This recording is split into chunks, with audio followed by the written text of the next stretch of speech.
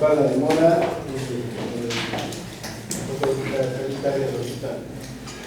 Vamos a continuar ya ahora con la parte de historia clínica. Ayer hemos visto aspectos generales.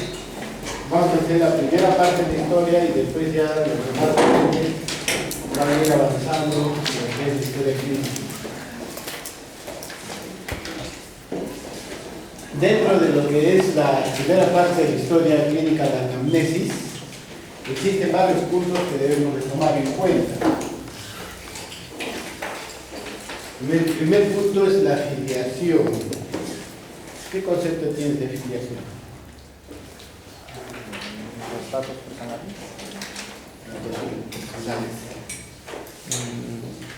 La información acerca de él, edad, sexo, género. Claro, el término general es eso, pero lo que nos interesa saber que esto es la identificación del paciente, ¿no? La filiación es la identificación de quién se trata, quién es y cómo es todo, ¿no? Empezamos con lo más importante, el nombre completo. Quiere decir que debemos colocar los nombres, si son 2, 3 o 1, y los apellidos, ¿no? 1, 2 o 1. ¿Qué importancia es colocar el nombre en la historia? Tiene varias importancias, ¿no? Primero, médico legal, ¿no? Ya sabemos de qué se trata, ¿no? Segundo, podemos ya con el nombre ir sabiendo que se trata de un varón o una mujer, ¿no? Tercero, ¿qué nos permite orientarnos de dónde proviene la persona, ¿no? Porque hay apellidos muy conocidos, ¿no? Que pueden ser, por ejemplo, arequipeños, tasneños, puneños o del norte, ¿no? O selváticos, ¿no? Entonces, cuando ustedes ven los apellidos, pueden identificar inclusive la zona de donde viene la persona, ¿no? Inclusive pueden ir identificando sus raíces, ¿no? Si son españoles, en fin, o si son propios de Perú, ¿no? Pues hay muchos apellidos propios, nativos de Perú, y hay un gran número de apellidos que han nacido a raíz del mestizaje que hemos tenido, ¿no? Puede ser que un gran porcentaje de las personas que viven en ciudades son de origen mestizo, es decir, que las razas primigenias se han sido mezcladas, ¿no? Entonces, eso también es importante para saber qué connotaciones podrían tener como factores de riesgo de enfermar, ¿no? Entonces, eso hay enfermedades familiares que pueden ir ligadas a esto, ¿no? El otro aspecto es la edad. La edad que se debe de notificar en meses, días, meses y años, ¿no? Entonces así debemos colocar la edad. Y eso nos permite identificar a qué grupo etario pertenece el paciente. ¿Para qué nos sirve esto? La edad porque varía la composición de la o diferentes cosas en el cuerpo conforme avanzan los años. Los huesos, el tono muscular. ¿Y eso para qué me sirve? Porque hay varios predisposiciones a algunas enfermedades. Para saber posibles enfermedades que puede haber con respecto a las edades. Claro. Para saber identificar los riesgos de enfermar de acuerdo a grupo etario, ¿no? No es lo mismo ser un niño, un adolescente o un adulto mayor. Entonces, las enfermedades van a tener ciertas características de acuerdo a la edad, ¿no? Fecha de nacimiento, como en la mañana les explicaba a mis alumnos, es muy importante la fecha de nacimiento para ver en qué mes del año nacieron, ¿no? Y segundo, para poder hacer un control y verificar si la edad que nos dice el paciente corresponde de acuerdo a la fecha de nacimiento, ¿no? Entonces, cuando ustedes hacen ese control, van a poder verificar si el paciente está hablando con la verdad o está mintiendo en alguna parte, ¿no? Entonces, es importante la fecha de nacimiento. Sexo también nos sirve de mucha importancia de acuerdo a los grupos etarios y el sexo, ¿no? Hay muchas enfermedades propias de la mujer y propias del varón. Entonces, podemos identificar, ya de separando ese grupo, ya sabemos qué debemos de investigar. Todo esto de las filiaciones, identificamos al paciente y ya sabemos qué debemos investigar. O sea, qué factores de riesgo tiene para enfermar, ¿no? De acuerdo a estas características. Y el sexo es importante, ¿no? El sexo ligado a la edad, ¿no? Porque eso también va con mucho riesgo, ¿no? Entonces, eso es importante para la historia clínica. La raza blanca, raza mestiza, raza cobriza, raza amarilla, ¿no? En fin, la gran tipología de razas que hay, que van a ir viendo ya en la práctica, ¿no? Toda esa parte tienen ustedes que ir implementándola para que en el momento que evalúen al paciente puedan identificar a qué raza corresponde. Las razas tienen ciertas características en sus rasgos fisionómicos, entonces es importante ver. Grado de instrucción. También hay varias clasificaciones, que son primaria incompleta, completa, secundaria incompleta, superior, ¿no? Tecnológico, todo lo que se pueda identificar como un grado de instrucción. Y que mientras el grado de instrucción es más alto, ¿qué nos indica? Uno, lo que dice su compañero, que hay aspectos relacionados al ingreso económico, ¿no? Si es mayor el nivel de estudio en cuanto al grado de educación e instrucción, vamos a tener más posibilidades de ganar dinero, ¿no? Lo otro, que también ya estamos en el nivel de cultura, ¿no? El más instruido se supone que es más culto que el resto, ¿no? Entonces ya estamos por ahí entendiendo algunas cosas, ¿no? Cuando hay menor grado de instrucción hay problemas, ¿no? Entonces no nos vamos a entender bien, en fin, vamos a tener que tomar ciertas características. La ocupación es importante. ¿Cuántas ocupaciones conocen ustedes?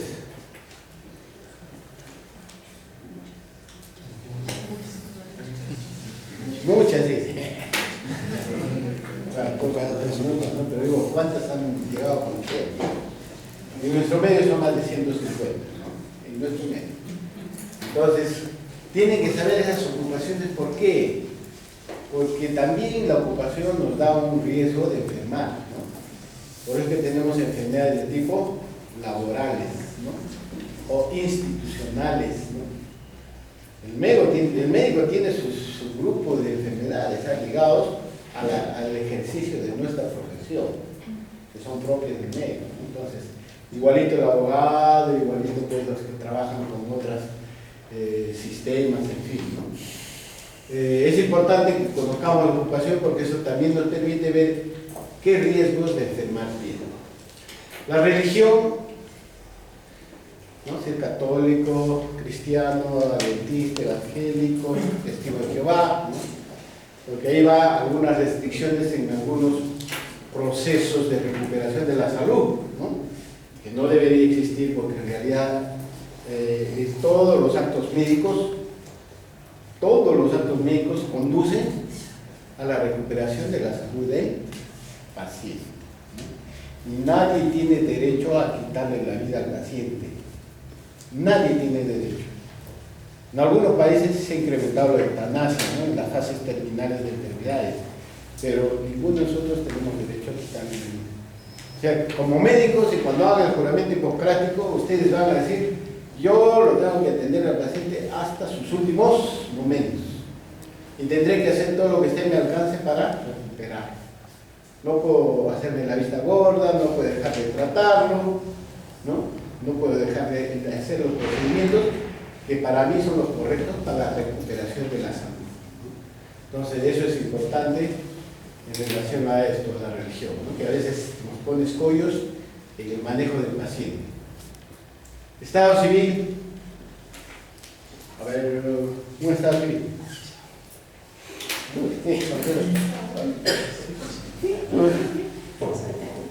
No, pues no. Ya sé que la mayoría son solteros. Divorciada, tan joven,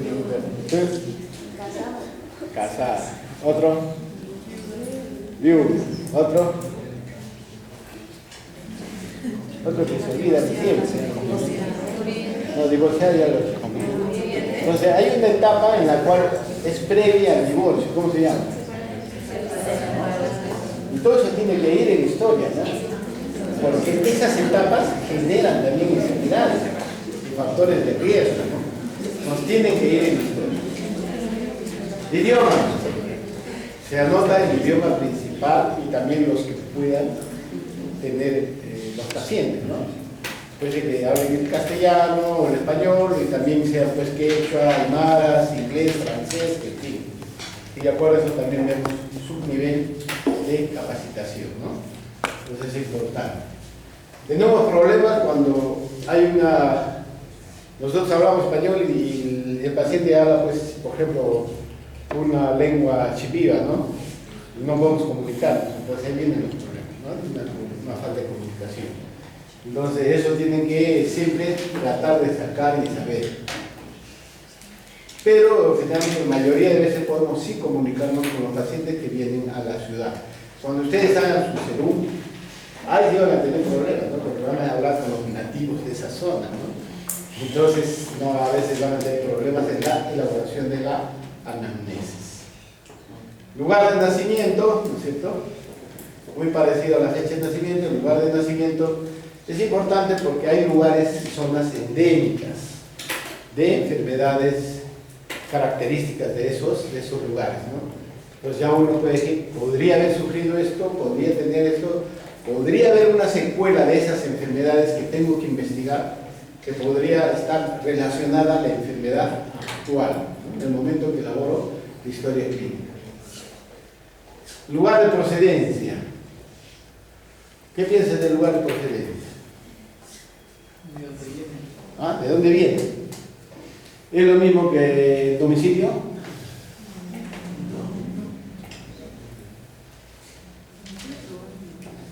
Parece que el lugar de procedencia es el lugar donde viene a la atención médica por un periodo no menor de 6 a 1 año, ¿no? Porque puede estar antes, puede estar en Arequipa y por trabajo se vino acá, ¿no? Entonces, sí, pero si son menos de 1 año, él procede a Arequipa, pero trabaja acá, ¿no? Pero pudo haber tenido enfermedades en esa zona, ¿no? Entonces, el domicilio es donde actualmente vive, ¿no? Entonces, la fecha de ingreso, qué día la están evaluando ustedes, fecha de elaboración de la historia clínica, que lo ideal es que coincida con la fecha de ingreso, ¿no es cierto? Entonces, a veces se ingresa al hospital un día martes 13, y ya hacen la historia pues el jueves 15, ¿no? Entonces ha habido 2 días que no le han hecho historia clínica, ¿no? Entonces vamos atrasados en lo que es la evaluación y la elaboración de estos documentos de manejo de paciente. Tipo de anamnesis. ¿Qué me dicen los tipos de anamnesis? ¿Qué tipo de anamnesis conoces? Directo que ya hago preguntas al mismo paciente e indirecto ya hago preguntas de historia de la. Entonces la directa es la que voy a obtener la información del mismo paciente, de la fuente, ¿no? De origen. E indirecta cuando la fuente de origen, que es el paciente, por algún motivo de la enfermedad no puede comunicarnos, ¿no?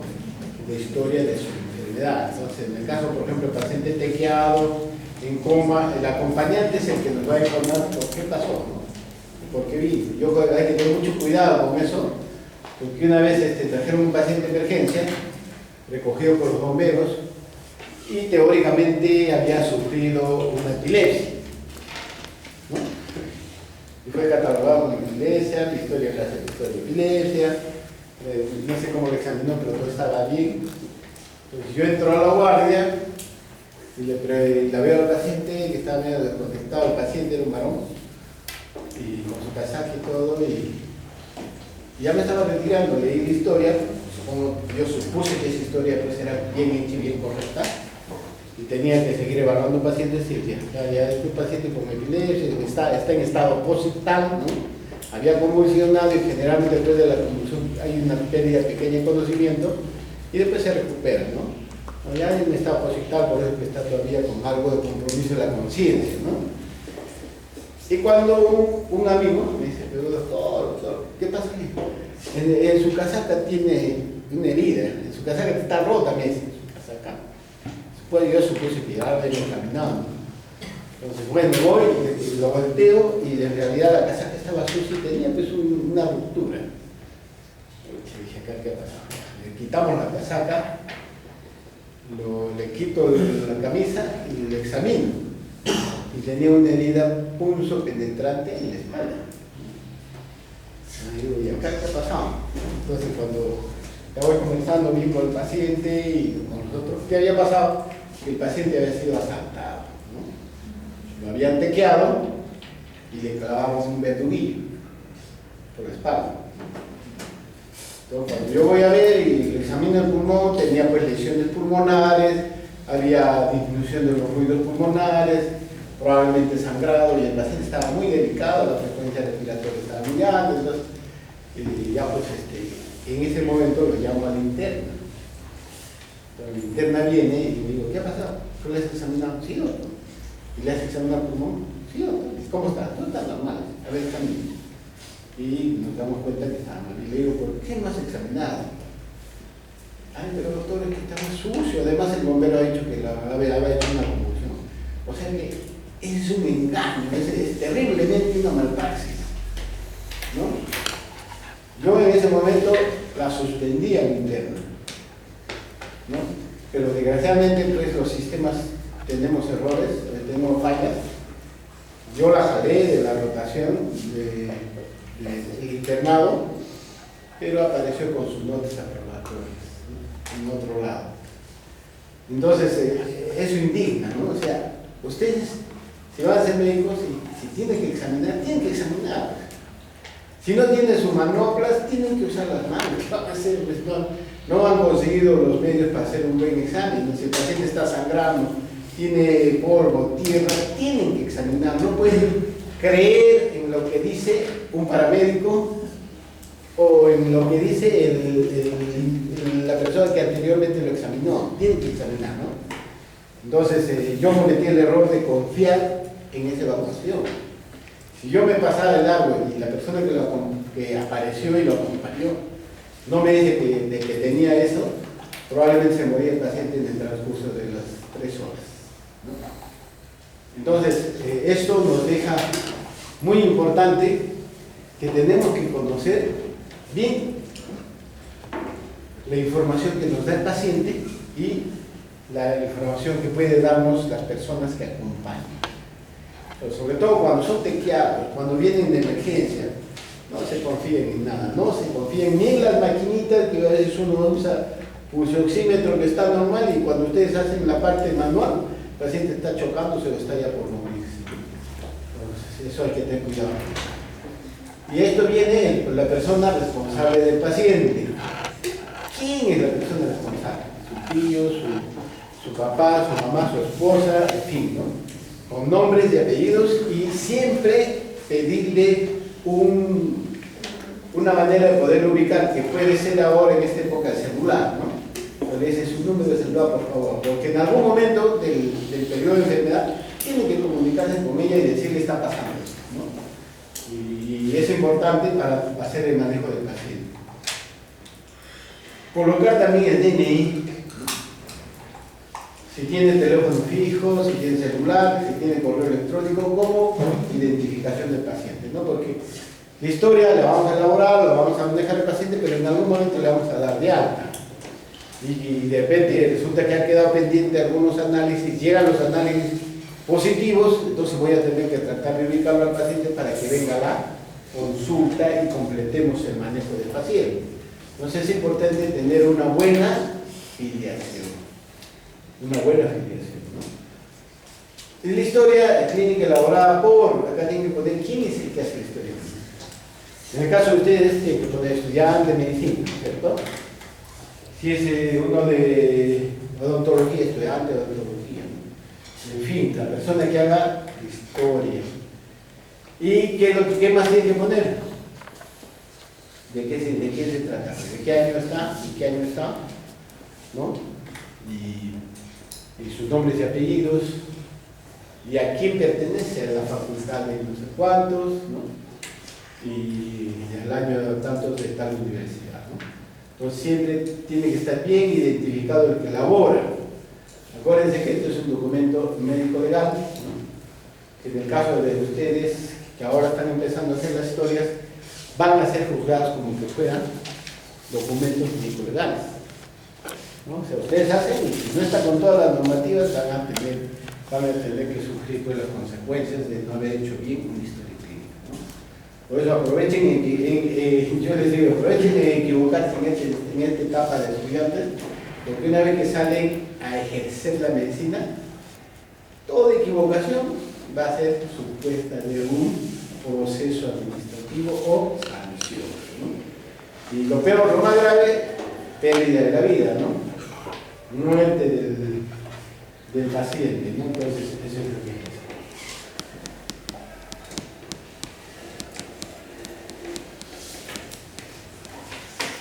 es. Terminamos la afiliación y pasamos al punto B, que también es muy importante para nosotros. Historia de la enfermedad actual, o sea, por la que viene el paciente a la consulta. En ese momento no nos interesa saber qué pasó antes, ¿no? Antes de que se enferme en ese momento. Entonces, el primer punto es tiempo de enfermedad. Igualito. Horas, días, meses, años, ¿no? Entonces, generalmente son días o meses, ¿no? Generalmente días, ¿no? Entonces, ¿cuánto tiempo de enfermedad antes de venir a la consulta? Una semana, 5 días, 3 días, en fin. Forma de inicio, ¿cómo se empezó la enfermedad? Con dos tipos también, ¿no? A ver, ¿qué piensas tú? ¿Qué formas? Brusco e insidioso. Y brusco sería de un momento a otro, pero generalmente esto nos orienta que es un proceso agudo, ¿no? Si es insidioso, quiere decir que el paciente no se dio cuenta cuando empezaron las molestias, ¿no? De repente se empezó a ver que aparece un bultito en la espalda, y dice, pero esto no tenía, pero ¿desde cuándo? No me da cuenta cuánto tiempo tenemos. Es un inicio insidioso y de un tiempo probablemente mayor a un mes, ¿no? Que es la parte ya crónica. Curso. Una vez que se inicia el proceso de enfermedad va a tener un curso. Es decir, cómo se va a comportar en el transcurso del tiempo. Puede ser progresivo, o sea que empieza con un síntoma y se van aumentando los síntomas, ¿no? Entonces va a incrementarse en el transcurso de los días, hasta el momento que venga la consulta. Puede ser regresivo, empezó con mucho dolor, pero a medida que van pasando los días va disminuyendo y al momento que llega la consulta, de un dolor que dentro de la escala del 1 al 10 era 9, baja pues a 5, ¿no?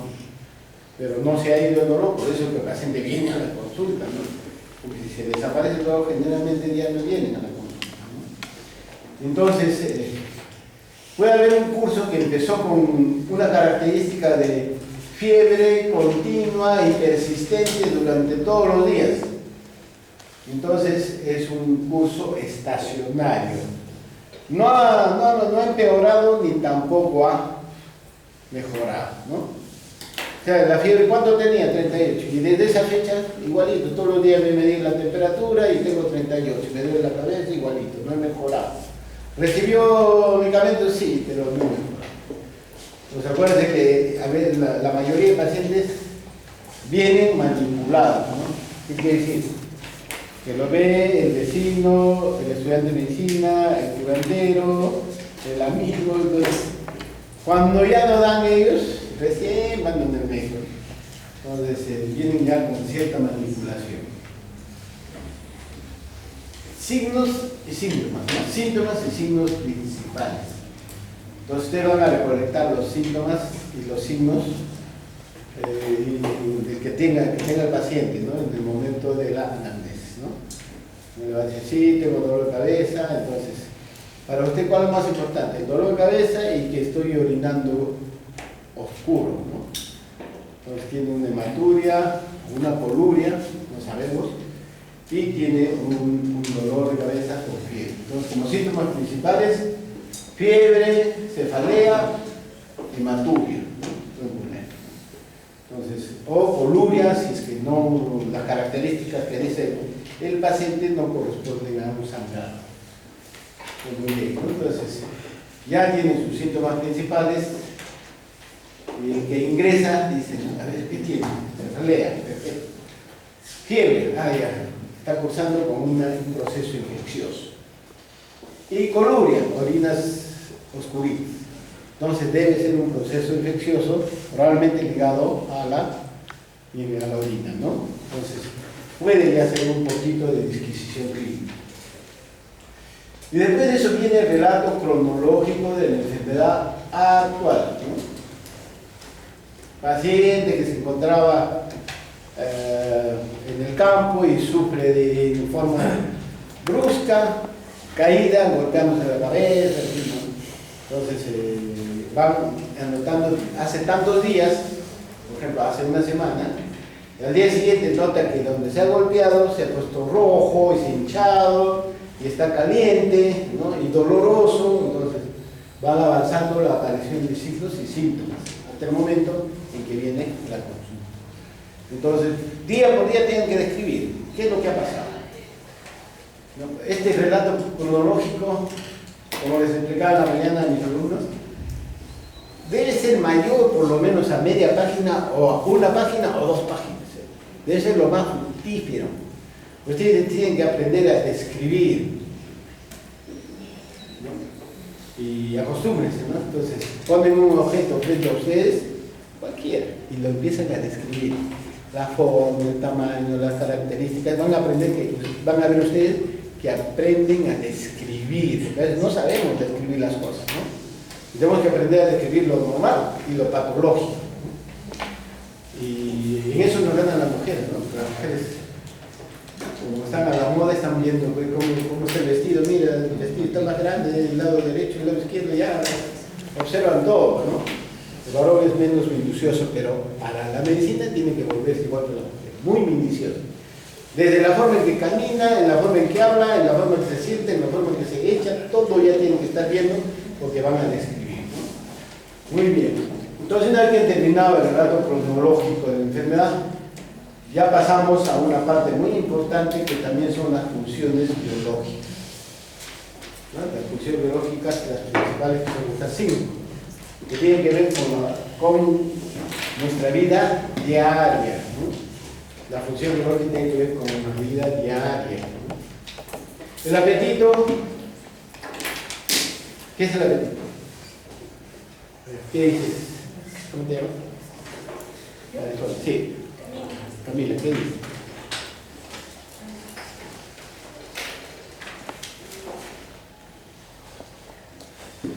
¿Nunca has tenido apetito? Hiporexia. ¿Cómo es? Hiporexia, anorexia. Es una erección, ¿no? Una erección. Es normal.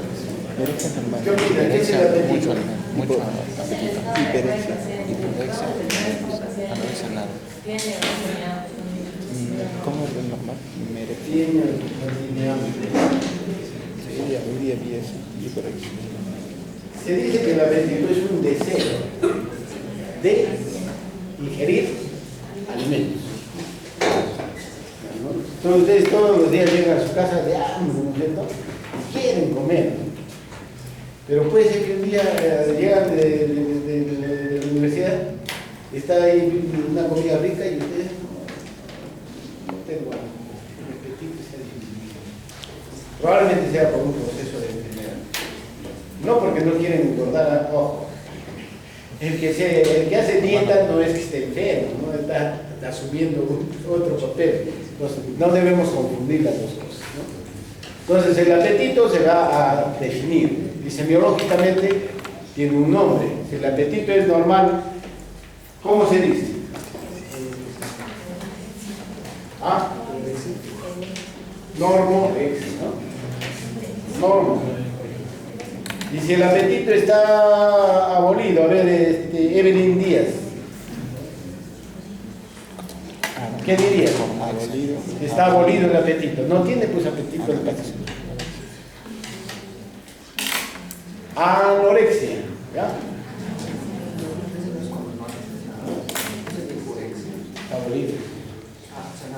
Claro, o sea, no tiene apetito, no tengo, pues no quiero comer, no tengo. Ahora, que me obliguen a comer es muy diferente, ¿ya? Pero el paciente no tiene apetito. Es muy diferente. No quiero comer mucho. Eso se llama. ¿No? En cambio, el otro que viene, hay más, quiero comer más. ¿No? Se tiene un apetito incrementado. Eso se llama. Ahora, el que hay alteraciones en el apetito, ¿no? Por ejemplo, el que come y después va al baño, ¿no? Limpia, ¿no? Cuando hicimos un estudio en la universidad, se encontró casi un 2 a 3% de estudiantes limpios.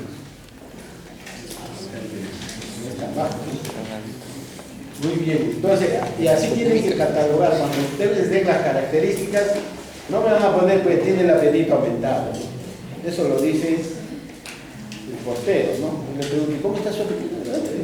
Y su apetito está todo aumentado. Si ustedes ya no son, ustedes son estudiantes de medicina, van a ser médicos, tienen que hablar el idioma médico, ¿no? La jerga médica. Entonces ustedes dirán, sí, tienen una hiperexia, ¿no es cierto?, leve o muy intensa, ¿no? Entonces ya ustedes van a catalogar. En la sed, parecido, ¿no? Igualito. Acuérdense que son sensaciones. No es la cantidad que tú vas a comer, ¿no? Es la sensación que tú tienes de ingerir, por ejemplo, ¿no? Líquidos. En el caso de la sed es la sensación y el deseo de tomar líquidos, ¿no? Entonces, si es normal, ¿cuál sería? Normodicho. Normodicho.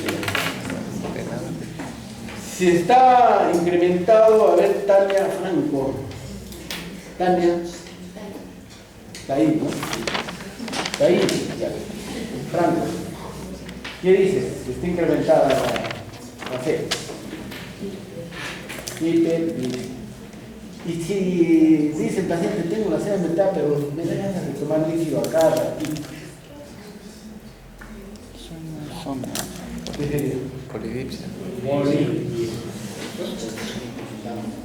Perfecto. Entonces acuérdense que cada función tiene diferentes catalogaciones. Entonces siempre hay que poner el apellido, sería el nombre y después el apellido, ¿no? Entonces en C tenemos bastante patología, ¿no? Si nosotros tenemos un paciente que ha tenido diarrea y náuseas y vómitos, y le preguntamos cómo está su tiempo, lo normal es cuando diga está incrementado, o sea, no está aumentado. Si les dicen no tengo sed, ¿qué pasa ahí? ¿Hay algún problema a nivel de su centro regulador de la sed? ¿No? Entonces, ojo, ese paciente es más delicado que el que se toma líquido o el que tiene la sed, ¿no? Entonces esas diferencias tenemos que hacerlas nosotros, ¿no? En el sueño, Blanca Jiménez. Ya. Cuando el sueño está alterado y te despiertas por algún momento y te vuelves a dormir, ¿cómo se llama?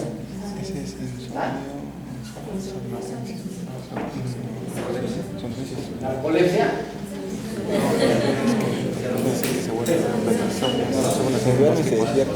Insomnio es cuando ustedes van a dar un examen al día siguiente, ¿no? No pueden dormir. Están que quieren pero no pueden. Esta persona duerme y se despierta.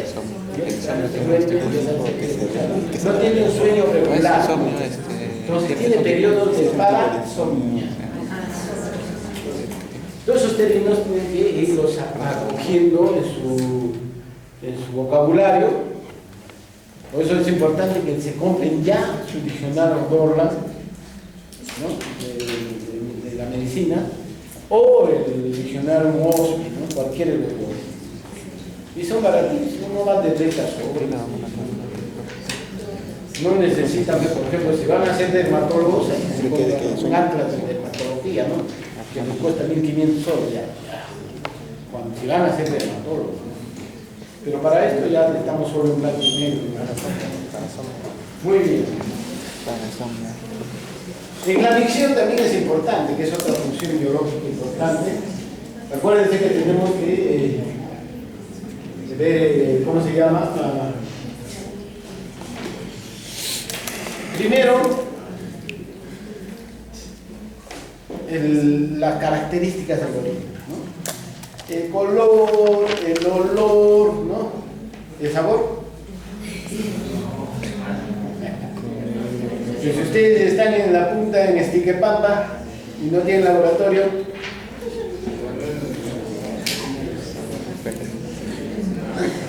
pero en todo caso no debemos hacer eso, ¿no? Entonces, Pero el olor sí, no. ustedes agarran acá y así nomás, ¿no? Tampoco. Es que me quiero volver a casar. Porque me quiero volver a casar. El olor, el color de la orina, eso es importante. Si está turbio o si está transparente, la frecuencia de micción en el día, en la noche, cuántas veces orina, cuántas veces en el día, cuántas veces en la noche, ¿no? Y el volumen urinario por vez que orina, ¿no? ¿Cuánto orina? Yo orino una tacita, dice, no llevo ni siquiera media taza. Yo estoy orinando muy poco y tenemos un término que se llama oliguria, ¿no es cierto? ¿A qué se refiere el oliguria? Menos de 500 mililitros. Menos de 400, ¿no es cierto? ¿Y anuria? Menos de 200, muy bien. Eso tienen que escribir y poner, ¿no? Entonces, en el color tenemos muchas variedades en las características, ¿no? Orina hematúrica, ¿no? Orina térica, amarilla, ¿no? Colúrica, se llama colúrica. Inclusive si el paciente no puede referir, es como la Fanta, es como la Coca-Cola. Y si es como la leche Nestlé, ¿en qué estarían pensando? O sea, el paciente dice orino, pero es así blanquito. No orinamos. Una infección. Piuria, ¿no es cierto? Es una orina piúrica. Que tiene pus en la orina, en otras palabras, ¿no? Entonces el paciente está muy delicado, se puede complicar en cualquier ratito.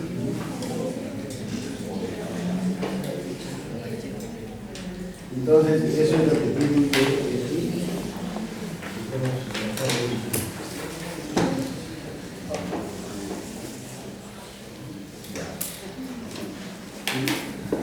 Y así tienen que ir describiendo todas las características del orina, ¿ya? Y le van a decir, en el día, ¿cuánto orina? Digamos, sumando todas las veces que orina. Sí, un litro y medio, finalmente es un litro y medio, ¿no? El volumen urinario de 24 horas, ¿no? Si es más, estamos entre una orina incrementada, ¿no? Un volumen urinario incrementado que puede ser compatible con una poliuria, ¿no es cierto? Entonces, poliuria. Entonces ya están ustedes formando las P, ¿no? Si tiene mucho apetito, polifagia. Si tiene mucha sed, polidipsia, ¿no? Si tiene mucha orina, poliuria. Entonces ya tiene un síndrome diabético. Endocrino, ya lo ponen diabético. Entonces, y así van a ir elaborando varios procesos y síndromes. Y la deposición. Kimberly Llanos. ¿Cómo es la deposición? Ya, si es una deposición suelta, ¿qué le diría? Sí, presenta. Generalmente cuando se altera la característica de la deposición, que es una deposición formada, ya hablamos de diarrea, ¿cierto? Diarrea. Y si no hace deposiciones 2 o 3 días, constipación o estreñimiento. Puede haber unas heces redonditas, igualito que el carmelito. ¿Ustedes han visto un carmelo? Ese es caprino, ¿no? El paciente hace con bolito, bolito. Entonces puede haber también alteración de la deposición, igualito. El color, la forma, la consistencia, el volumen por vez cada vez que evacúa, que hace su deposición. Y también, si ya es patológico, cuántas cámaras en el día y cuánto volumen, ¿no? Porque eso va a tener que intervenir en el proceso de la enfermedad, ¿no? La va a tener que deshidratar y crear una serie de problemas, ¿no? Si es una deposición negruzca, ¿En qué estarían pensando? Negra, así como la brea. Melena. Muy maloliente. Melena. Una melena. Y eso les hace sospechar en una hemorragia digestiva alta por encima del ángulo de 3, ¿no? Entonces, sí. Ahora, pero si es una deposición semisuelta con rasgos de sangre entremezclada, estaríamos ante una enterorragia. Si es sangre lo que defecan, sangre clarita, hematorragia o rectorragia. Ahí tienen que hacer todas las disquisiciones patológicas, ¿no? Entonces, ahí también hay una gran gama de características que ustedes tienen que ir aprendiendo para describir. Las funciones biológicas son del proceso de enfermedad, ¿ya? No es del momento que ustedes le evalúan que el paciente ya está tratado, compensado, no. O sea, usted le va a decir, cuando ha estado enfermo, ¿cómo estaba su apetito? ¿Cómo estaba la sed? ¿Cómo estaba el sueño? ¿Cómo estaba la orina? No les interesa saber en el momento que están evaluando. ¿Cuándo nos interesa saber en el momento que estamos evaluando?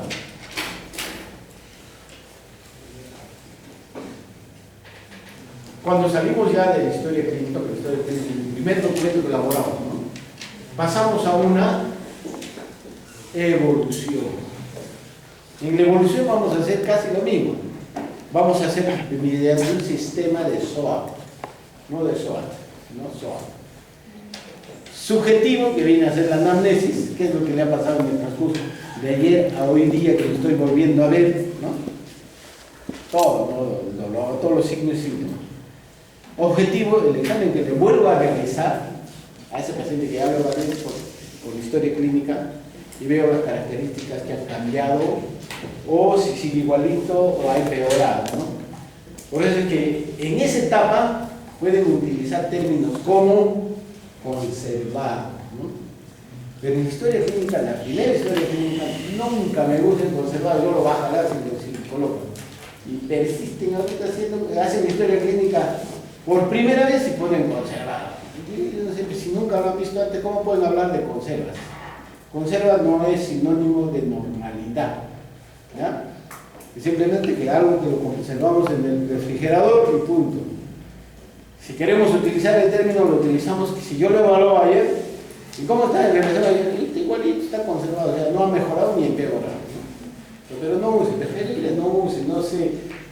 Yo les he explicado mucho a mis alumnos que ahora son mis colegas, igualitos siguen utilizando el término conservado como que fuera normal. Por eso tenemos que aprender a describir lo que es normal y lo que es patológico. Por eso hay términos, ¿no? Pues no utilicen siempre, si ustedes han hecho muy bien su medicina, su semiología, saben hacer la descripción de lo que es bueno y malo, o normal, patológico, ¿no es cierto? Y tienen que saber ponerlo, porque eso ya les dice de lo que ustedes están haciendo. Muy bien. Entonces, terminamos la parte de las funciones biológicas que se deben hacer una vez que el paciente está hospitalizado. Todo eso del SOA, que decía subjetivo, objetivo. Subjetivo es la anamnesis. Objetivo es el examen físico, ¿no? El A, la apreciación o el diagnóstico. Y la P viene del plan de trabajo, ¿no? O sea, cuando ustedes ya hagan clínica y tengan que evolucionar al paciente, van a decir, ¿y qué voy a hacer hoy día? Pues ayer le puse antipirético, hoy está sin fiebre, pues en mi plan, retirar antipirético. Entonces ya saben ustedes cómo van a ir planteando su manejo clínico.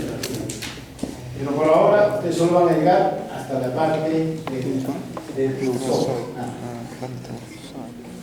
Y el SOA, ¿no? El SOA. El P ya lo van a hacer cuando hagan clínica. Entonces, esa es una parte importante. Continuando esta anamnesis, entramos a los antecedentes. Los antecedentes van a estar ligados primero a la persona, al paciente, y dentro de eso los primeritos antecedentes fisiológicos.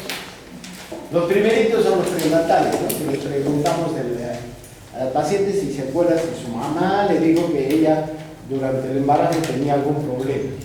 De repente la mamá hizo en el embarazo una diabetes gestacional, o se cayó de barriga, aplastó al bebé, ¿no?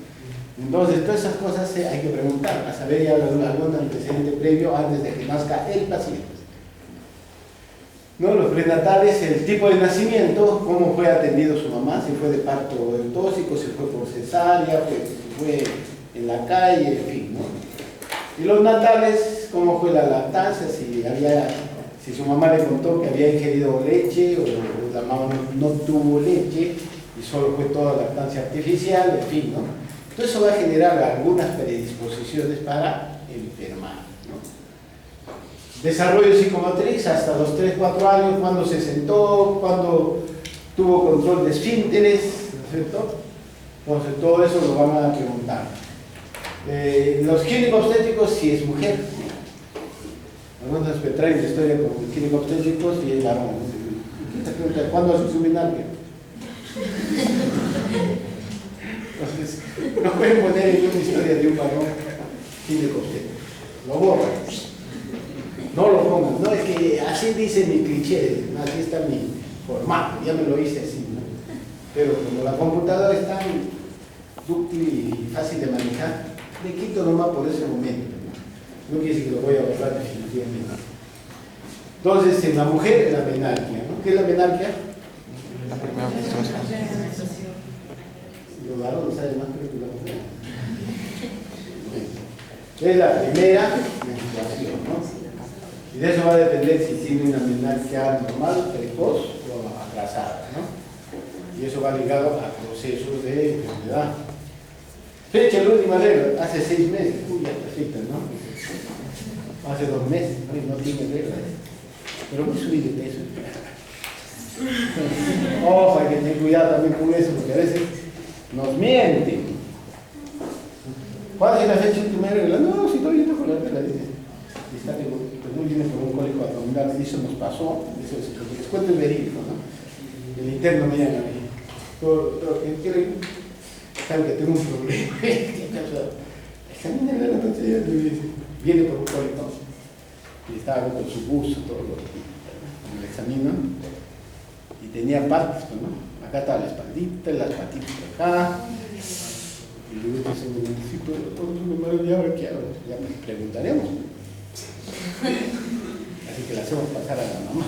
Señora, su hijita está embarazada. No, mi hijita, ¿cómo está embarazada? ¿Qué dice el doctor?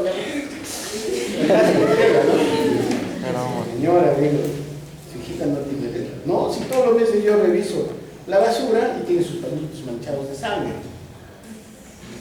Y la chiquita te agarraba el aceite rojo todos los meses, ¿no? Y simulaba que estaba con una regla normal. No, pues sí, entonces ya de la chica que se quejaba. Doctor, que tengo ganas de ir al baño. Pues ya lo dijimos, ya está, pues está en la etapa ya de trabajo raro, pero no era bueno, van a hacer trabajo raro. Le pregunta a la mamá que su hijita, no, si mi hijita siempre está en la casa. ¿Cómo que siempre está en la casa? Nunca sale, no sale, va al colegio y se tiene. El único lugar donde va es al vecino, a mi vecinito que vive ahí. El único lugar que yo. No crean. Y ya, pues, entonces yo me pongo a examinarlas y comienzo a mirar por los pelitos que ya estaban saliendo, que ya estaba ya coronando. Al mismo consultorio de higiénico y ahí yo lo digo. Y la mamá, pues ahora mi esposo me mata porque cómo va a ser posible, ¿no? Digo, este es su dolor y su tumor que tenía es un miñoma, le digo. Por eso siempre tengan cuidado con lo que la mujer les dice sobre este aspecto del embarazo. Puede pasarles, y me ha pasado, probablemente a ustedes les va a pasar. Por eso es importante averiguar bien la fecha de última regla, el ciclo menstrual. ¿A qué se refiere el ciclo menstrual? A ver, un ratito. Stephanie Monroy. Ya, ¿a qué se refiere el ciclo menstrual? ¿En qué día se encuentra su ciclo? Si está en la etapa reproductiva o si está en etapa de menstruación. ¿Y eso qué significa? En castellano. Son los periodos de presencia de sangrado y no sangrado, ¿no es cierto? ¿Y el ciclo inicia cuándo? ¿Cuándo inicia el ciclo? Cuando tienen el periodo de sangrado, ¿no es cierto? Entonces, cuando ustedes hacen el ciclo menstrual, van a poner en la parte de arriba, van a poner el tiempo que dure el ciclo, ¿no? 3, 5 días, 6 días de sangrado, sobre cada cuánto tiempo se presenta. De 28 días, 30 días, ¿no? Entonces, de ahí van ustedes a decir, ¿es un ciclo regular? ¿Es un ciclo irregular? ¿No? Lo van a denotar con números. La actividad sexual, que a veces es un lo peligroso preguntar, pero que tenemos que preguntar. ¿Quién lo va a preguntar? Nosotros somos los que tenemos que preguntar. ¿Tiene usted relaciones? Mira ahí si está el papá, la mamá. Pues ya ustedes saben que mejor le preguntan cuando esté solito, ¿no? O solito, ¿no? Pues sí, ya tengo relación. ¿A los cuántos años? A los 11 años. No se asusten, ¿no? Nosotros hemos hecho, uno de ustedes ha hecho un trabajo de investigación en el FAS, ¿no? Ha hecho un estudio en las alumnas del FAS y el promedio de inicio de relaciones sexuales era a los 11 años. El promedio de inicio de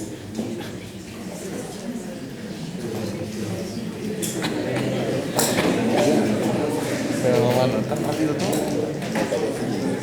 Entonces hay que preguntar, ¿tiene cuidado si tiene? ¿Heterosexual? ¿Se cuida con algo?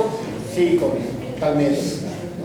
Entonces es importante, por eso es que cuando ustedes hagan una historia clínica, tienen que tener un carisma especial para ganarse la confianza del paciente, ¿no? Ni reírse, ni burlarse, ni decir, ¿no?